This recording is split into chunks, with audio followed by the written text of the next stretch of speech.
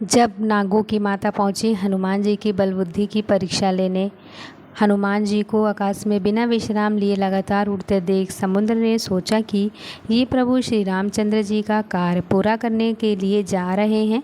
किसी प्रकार थोड़ी देर के लिए विश्राम दिलाकर इनकी थकान दूर करनी चाहिए।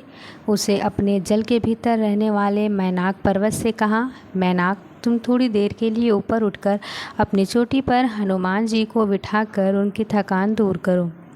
समुद्र का आदेश पाकर मैनाक प्रसन्न होकर हनुमान जी को विश्राम देने के लिए तुरंत उनके पास आ पहुंचा।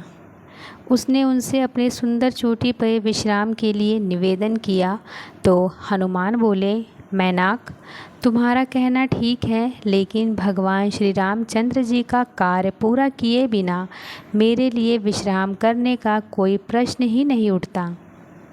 ऐसा कहकर उन्होंने मैनाक को हाथ से छूकर प्रणाम किया और आगे चल दिए। हनुमान जी को लंका की ओर प्रस्थान करते देखकर देवताओं ने सोचा कि ये रावण जैसे बलवान राक्षस की नगरी में जा रहे हैं, अतः इस समय इनके बल बुद्धि की विशेष परीक्षा ले लेनी आवश्यक है। यह सोचकर आगे नागों की माता सुरसा ने कहा, देवी, तुम हनुमान से बल बुद्धि की परीक्षा लो। देवताओं की बात सुनकर सुरसा तुरंत एक राक्षसी का रूप धारण कर हनुमान जी के सामने जा पहुंची और उनका मार्ग रोकते हुए बोली, वानर वीर, देवताओं ने आज मुझे तुमको अपना आहार बनाने के लिए भेजा है।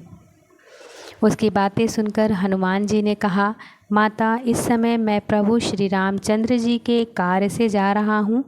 उनका कार्य पूरा करने के मैं लौट आने दो, उसके बाद मैं स्वयं ही आकर तुम्हारे मुंह में प्रविष्ट हो जाऊँगा।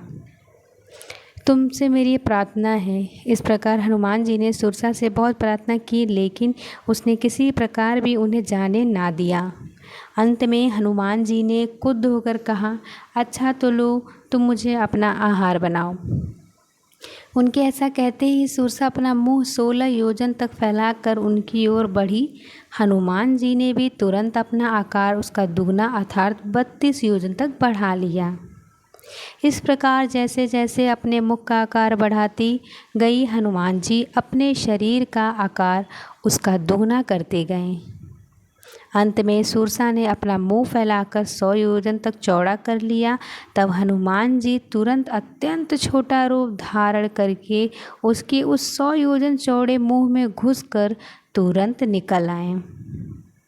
उन्होंने आकाश में खड़े होकर सुरसा से कहा, माता, देवताओं ने तुम्हें जिस कार्य के लिए भेजा था वह पूरा हो गया है। अब मैं भगवान श्री रामचंद्र जी के कार्य के लिए अपनी यात्रा पुनः आगे बढ़ाता हूँ।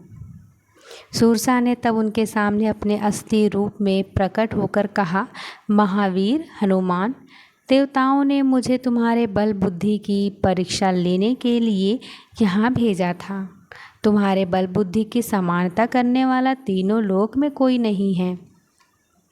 तुम शीघ्र ही भगवान श्री रामचंद्र जी के सारे कार्य पूर्ण करोगे, इसमें कोई संदेह नहीं है। ऐसा मेरा आशीर्वाद है।